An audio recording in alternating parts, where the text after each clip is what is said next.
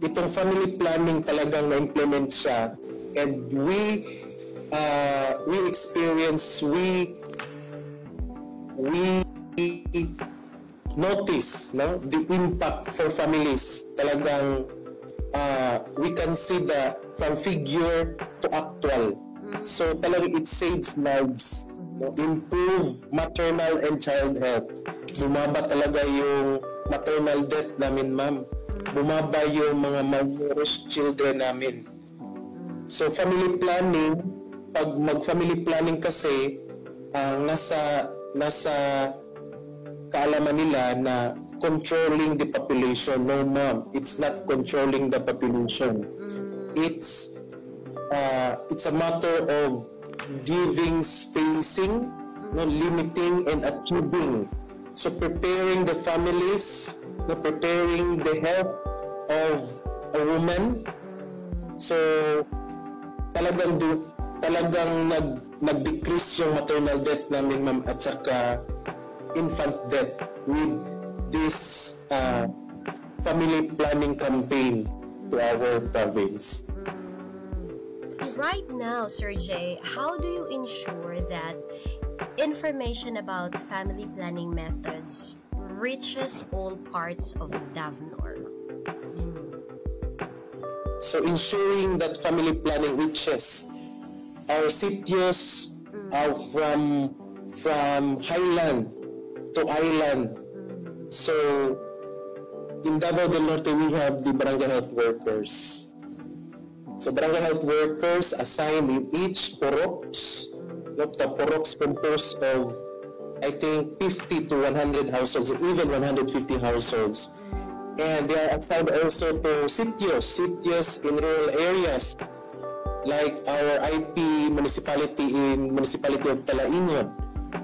So through BHWs, mapapaabot natin si family planning doon. So we also capacitate our BHWs, barangay health workers, to perform or as educator in this program, as in family planning. So sila yung the storyteller of family planning in our community, lalong-lalo na sa ating mga sitio at sa kapurok. Ma'am. So pinakamalapit na pwede nilang puntahan yung BHW nila. BHW. So the task kasi ng BHW, ma'am, is nag house to house. So house to house yung approach nila. Sila yung talagang nagadala ng program ng health sa ating sa pamilya. Kaya through this barangay health workers, naabot nila ang pinapaabot nila ang family planning program sa bawat pamilya ng Davao del Norte. Kahit yung mga remote, mga underserved areas. Underserved. So, yung mga areas na nilalakad lang, no, mga kalabaw lang ang makakapunta, mga kabayo, sila yung nagadala ng program natin. At talagang it reaches to the rural areas, no, to the remote areas in this province. And we noticed that, ma'am, kasi every time magkaroon kami ng mga activity, so one day prior the conduction of our activity, nandoon na yung aming doon na natutulog yung mga mga client. Kasi ang layo daw ng kanilang mga bahay.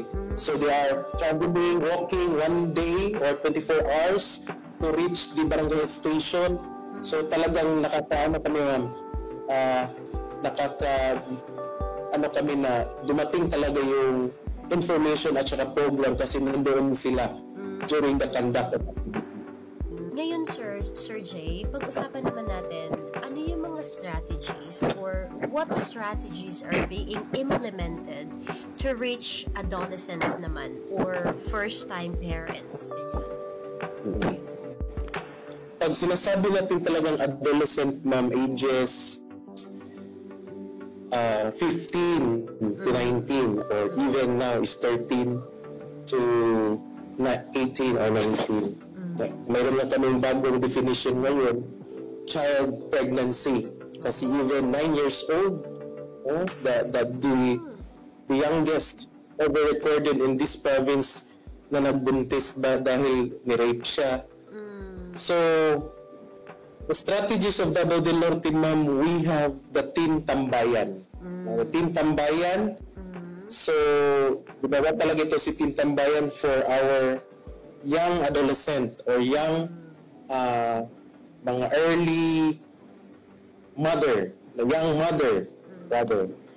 So, kasi pag si adolescent ma'am na nagkaroon ng early pregnancy, there is a stigma doon sa barangay health stations, lalo na tayo mga Pinoy, na pag nagkaroon ng prenatal itong ating young adolescent pregnant, yung mga marites ma'am ba, yung mga chismis. Meron talaga, no? Hindi maiiwasan, no?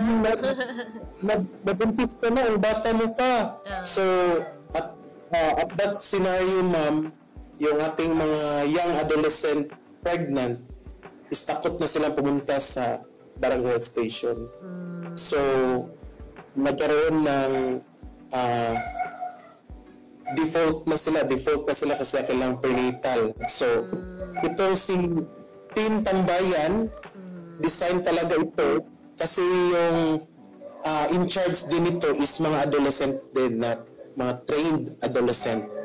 So, sila yung ating mga counselor, sila yung nag-entertain, sila yung gumagawa ng mga tungkulin na ginagawa doon sa barangay station para talaga matutukan itong ating mga young adolescent. And yes ma'am, napakaganda at talagang marami kaming nakakatch dito. Maraming mga problema na nakakatch dito and sa rami-rami na mga problema, we also save lives here. Kasi ang dami din nating mga client na they attempt for suicide or they attempt na ipa-abort yung kanilang dinadala because of na hindi pa sila mga unwanted pregnancies.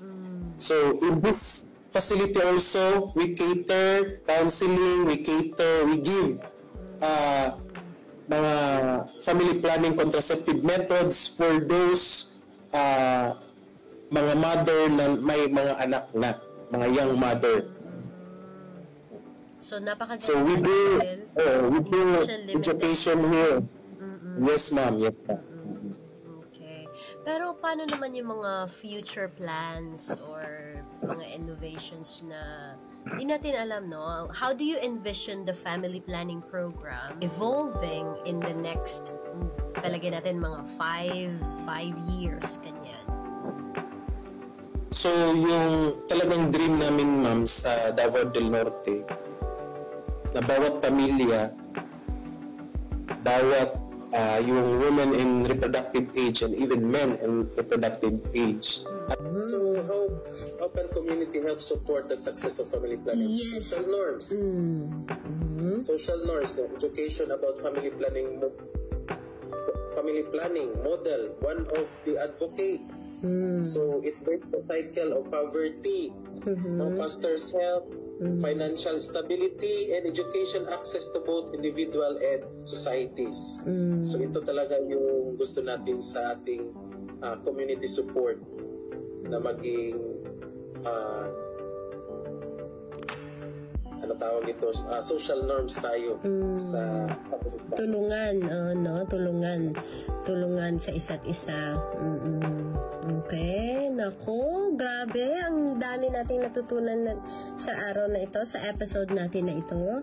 And thank you so much, Sir Jay, for sharing your valuable insights and expertise on family planning.